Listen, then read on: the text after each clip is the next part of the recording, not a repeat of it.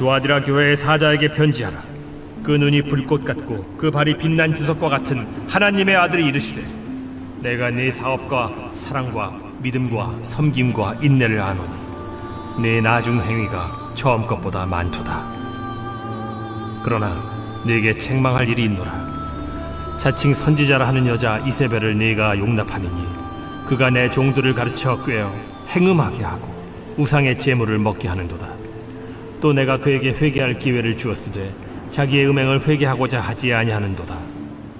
볼지어다, 내가 그를 침상에 던질 터이요 또 그와 더불어 간음하는 자들도 만일 그의 행위를 회개하지 아니하면 큰 환난 가운데에 던지고, 또 내가 사망으로 그의 자녀를 죽이리니 모든 교회가 나는 사람의 뜻과 마음을 살피는 자인 줄 알지라. 내가 너희 각 사람의 행위대로 갚아주리라. 두아디라에 남아있어 이 교훈을 받지 아니하고 소위 사탄의 깊은 것을 알지 못하는 너희에게 말하노니 다른 짐으로 너희에게 지울 것은 없노라. 다만 너희에게 있는 것을 내가 올 때까지 굳게 잡으라. 이기는 자와 끝까지 내 일을 지키는 그에게 만국을 다스리는 권세를 주리니 그가 철장을 가지고 그들을 다스려 질그릇 깨트리는 것과 같이 하리라. 나도 내 아버지께 받은 것이 그러하니라. 내가 또 그에게 새벽별을 주리라. 귀 있는 자는 성령이 교회들에게 하시는 말씀을 들을지어다. 안녕하세요, 큰숙가족 여러분. 오늘 매일 말씀을 전할 이모공화 전도사입니다. 오늘 함께 볼 본문 말씀은 계시록 2장 18절에서 19절까지의 말씀입니다. 오늘 볼 본문 말씀은 두아디라 교회에게 주신 편지의 내용입니다. 벌써 네 번째 교회를 저희가 함께 묵상하고 있는데요. 오늘도 이 두아디라 교회에게 주시는 말씀이지만 동일하게 교회된 우리에게 오늘 주시는 말씀이라 생각이 되어집니다. 이 말씀을 함께 묵상하시면서 하나님이 오늘 나에게 이 말씀을 통해서 무엇을 깨닫기 원하시는지를 좀 생각하시고 묵상하시면 좋을 것 같습니다. 먼저 두아디라 교회의 지금 이 교회가 있는 시대적인 상황, 이 배경에 대해서 잠깐 설명드리겠습니다. 이 두아디라 지역은 그렇게 큰 도시는 아니었습니다. 이름 난 도시가 아니었어요. 아주 작은 도시였습니다. 그런데 이 도시의 주된 생계 수단은 바로 직조업, 염색업, 즉 섬유 산업이었던 것 같습니다. 그래서 옷을 만들어서 사고 팔고 하는 일이 이 지역의 좀 주된 생계원이었던 것 같습니다. 그런데 이 생계원을 유지하려면 길드라는, 우리로 치면 조합에 들어가야 했습니다. 이 길드라는 조합에 들어가지 않으면 사고 파는 이 상거래가 굉장히 어려웠어요. 그래서 반드시 이 길드라는 이 조합 안에, 이 공동체 안에 들어가야 이것들이 유연하게 융통되고 사고팔고를 할 수 있었습니다. 그런데 이 길드라는 곳은 어떤 곳이었냐면, 이 길드라는 조합은 바로 우상신이 난무한 곳이었습니다. 이 길드라는 조합마다 이방신을 수호신으로 믿었고, 또한 이 길드에 가입하기 위해서는 이 이방신을 숭배해야 하는, 그리고 더 심하게는 음란한 이 성관계를 맺어야 이 길드에 들어갈 수 있다는 연구조사도 있어요. 그래서 이러한 이 길드는 아주 음란과 어떤 그런 하나님이 기뻐하시지 않는 것의 종합체였습니다. 그런데 이 길드가 주로 물건을 사고 파는 곳은 바로 신전이었다고 합니다. 그러니까 이 길드라는 곳이 안 들을 수는 없는데 들으려고 하니 이 신앙의 양심에서 완전히 어긋나버린, 완전히 벗어난 그런 이 조합이었던 것입니다. 이 배경을 들어보면 이 두아디라 교회의 이 내용을 다 읽지 않아도 어떤 어려움이 있었겠구나라는 게 예측이 가능하실 거라 생각합니다. 그래서 지금 이 두아디라 지역에는 이 길드라는 이 조합 때문에 어려움이 있었다라고 예상하시면서 오늘 말씀을 보면 좋겠습니다. 18절입니다. 두아디라 교회 사자에게 편지하라. 그 눈이 불꽃 같고 그 발이 빛난 주석과 같은 하나님의 아들이 이르시되. 아멘. 오늘 본문도 다른 교회에게 편지하신 것과 마찬가지로 자신을 먼저 계시하는 내용이 나옵니다.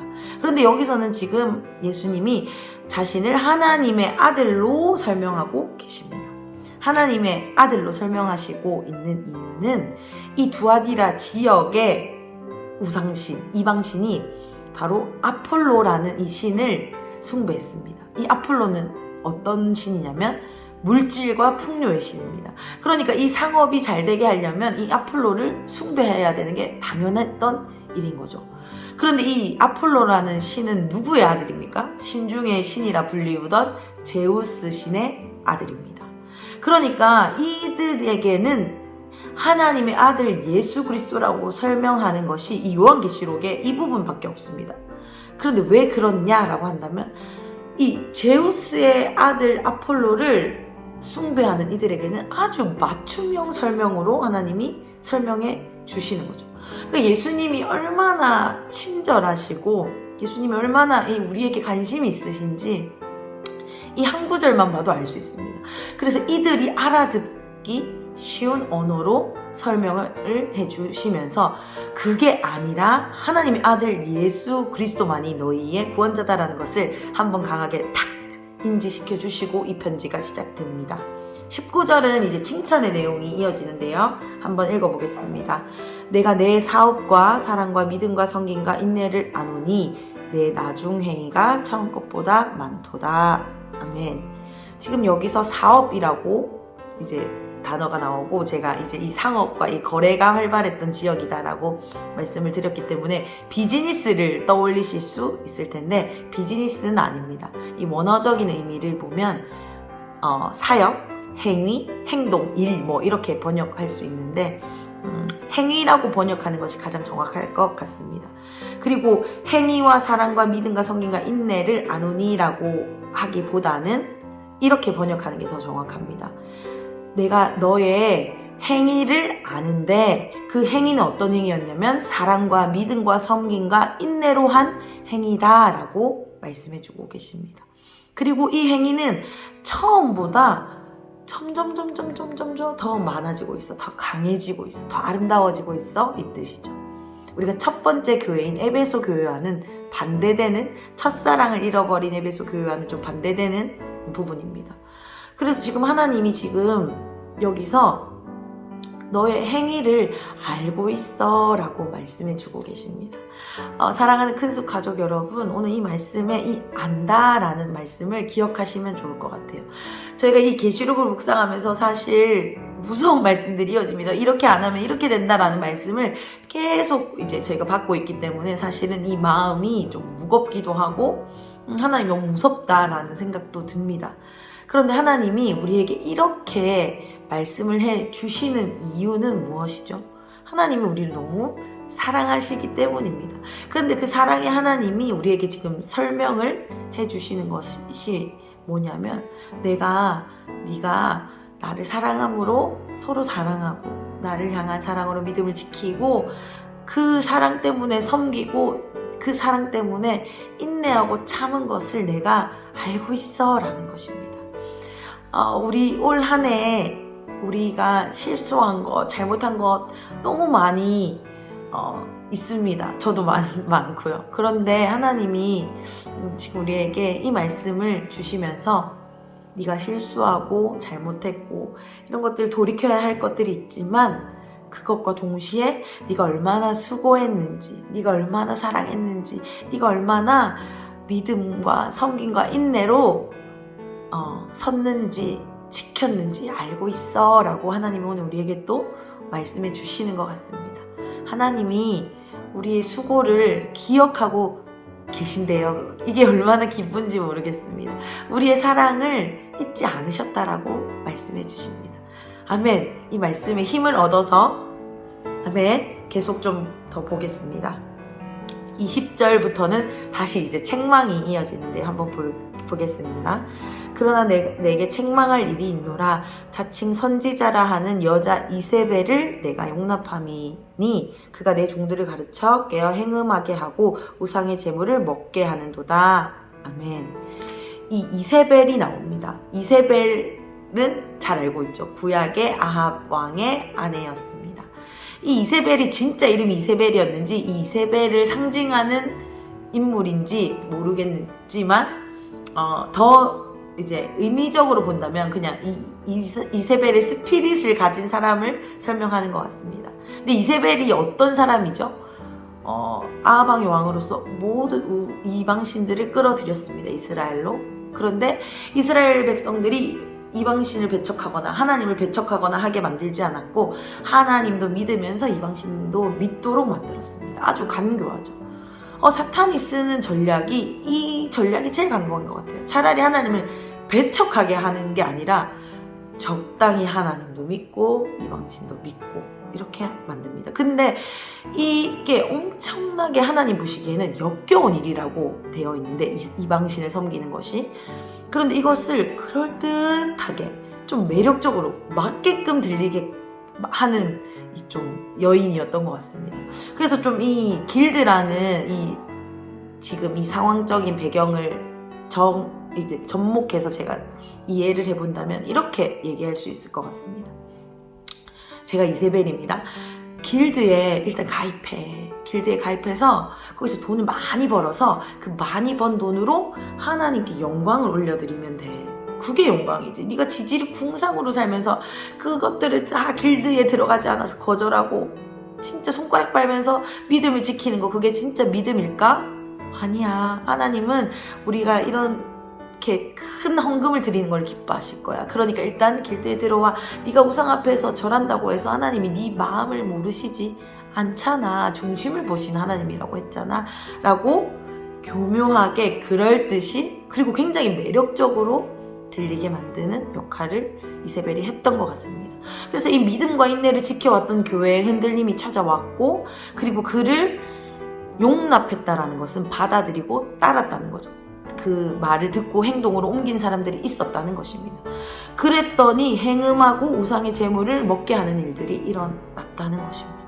근데 하나님이 이 일을 보시면서 지금 예수님이 그 다음에 메시지를 주십니다. 또 내가 그에게 회개할 기회를 주었으되 자기의 음행을 회개하고자 하지 아니하는도다. 지금 예수님께서 이 우상을 숭배하고 적당히 내 신앙과 내 삶을 분리되게 만드는 이 이세벨을 따르는 사람들 뿐만 아니라 이 일을 하는 이세벨에게도 회개할 기회를 주었는데 회개하지 않았다라고 하고 있습니다. 그래서 하나님이 주시는 책망이 무엇인지가 이제 22절부터 나오는데요. 한번 보겠습니다. 볼지어다 내가 그를 침상에 던질 터이요.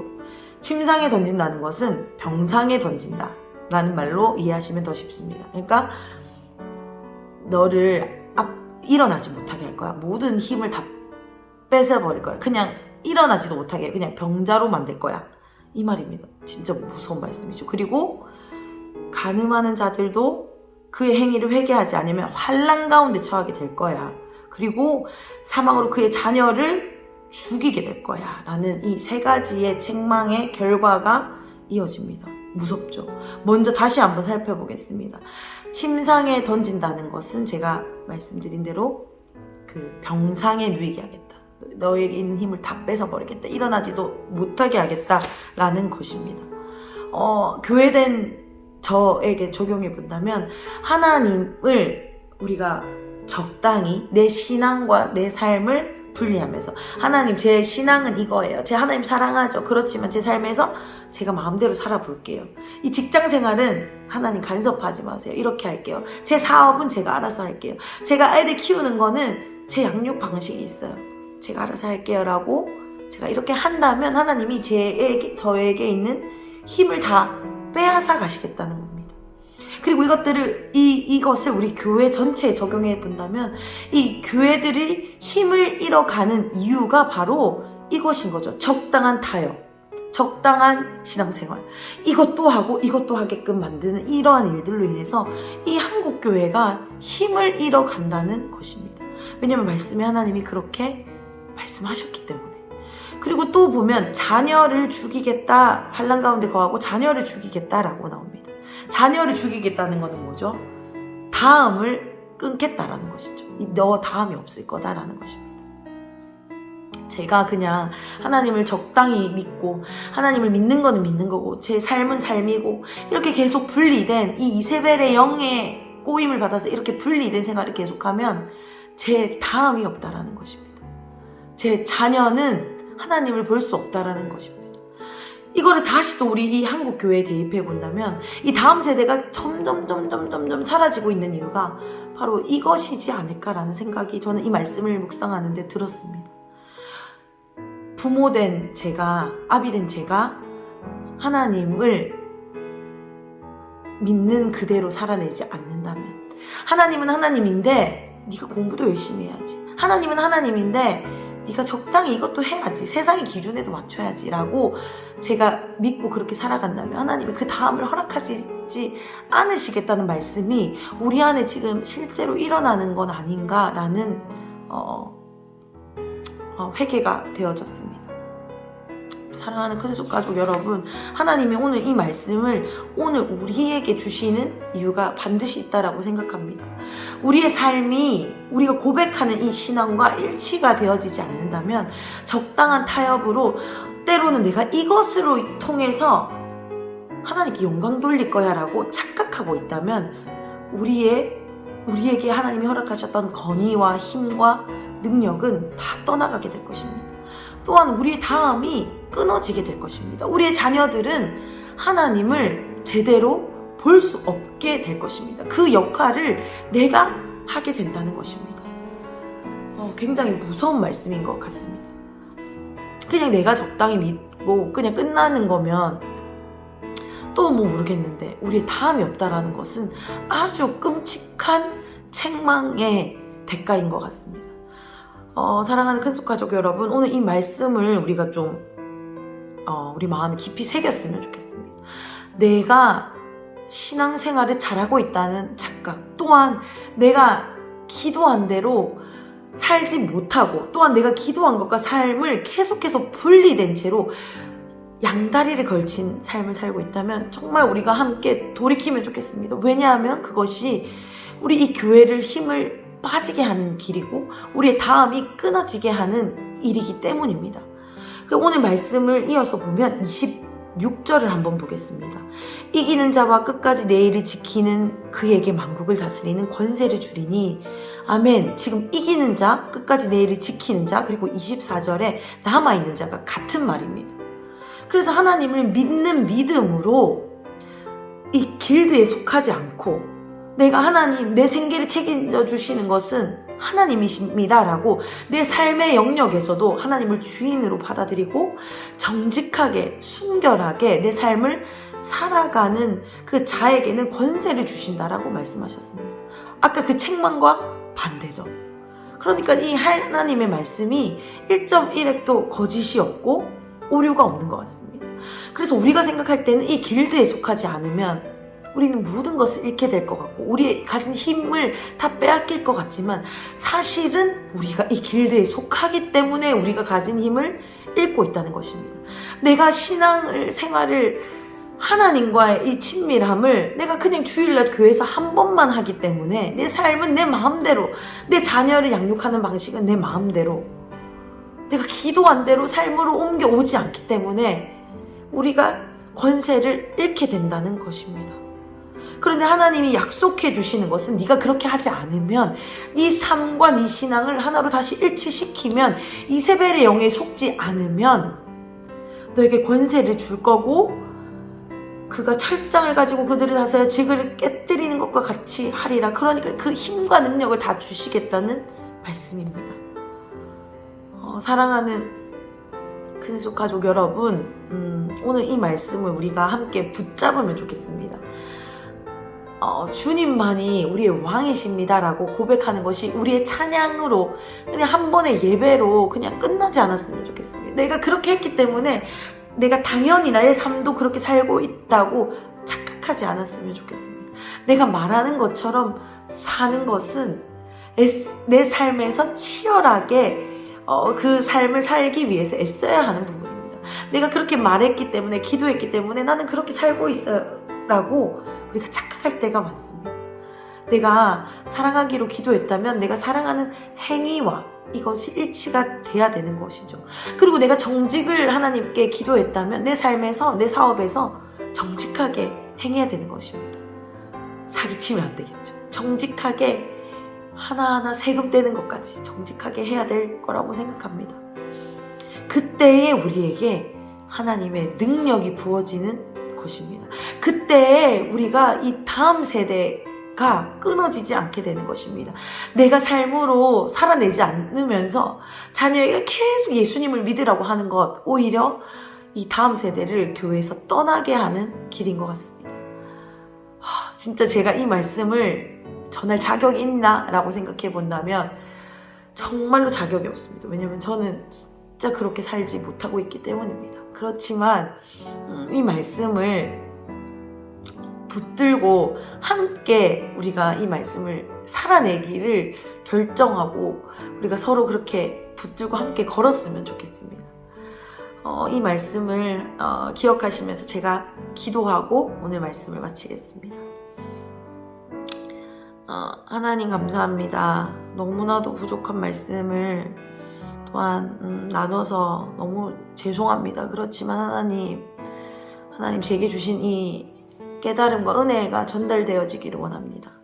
하나님, 우리가 이렇게 연약하고 이렇게 실수함에도 우리의 수고와 우리 헌신과 인내와 사랑과 믿음을 안다라고 말해주셔서 감사합니다.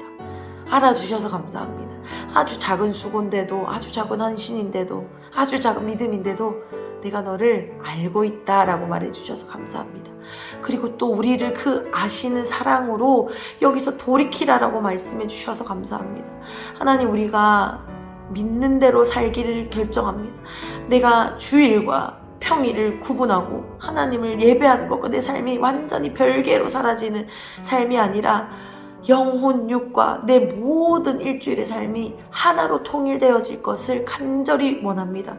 하나님, 그러한 은혜를 우리에게 베풀어 주십시오. 그래서 우리가 말하는 대로 살고 삶으로 본이 되고, 그래서 우리의 삶이 능력으로 나타나고 우리의 다음 세대가 끊임없이 이어지는 일들이 하나님, 우리 사랑하는 큰숙가족과 저의 삶에 일어나기를 간절히 원합니다. 주님, 도와주십시오. 우리에게 이러한 회복의 기회를 또한 이 말씀으로 깨닫게 하시니 감사합니다. 오늘 이 말씀을 붙잡고 다시 한 번 더 우리가 그 삶을 결단합니다. 하나님, 도와주십시오. 하나님, 우리를 아시는 그 사랑으로 우리를 다시 새롭게 하여 주시옵소서. 그래서 우리의 다음 세대가 이어지도록, 우리의 삶이 주님과 날마다 동행하는 여정이 되도록 오늘 하루도 우리를 인도하여 주시옵소서. 주님, 이 말씀을 주셔서 너무너무 감사합니다. 돌이킬 수 있는 힘을 허락하여 주시옵소서. 감사하며 예수님의 이름으로 기도드렸습니다. 아멘.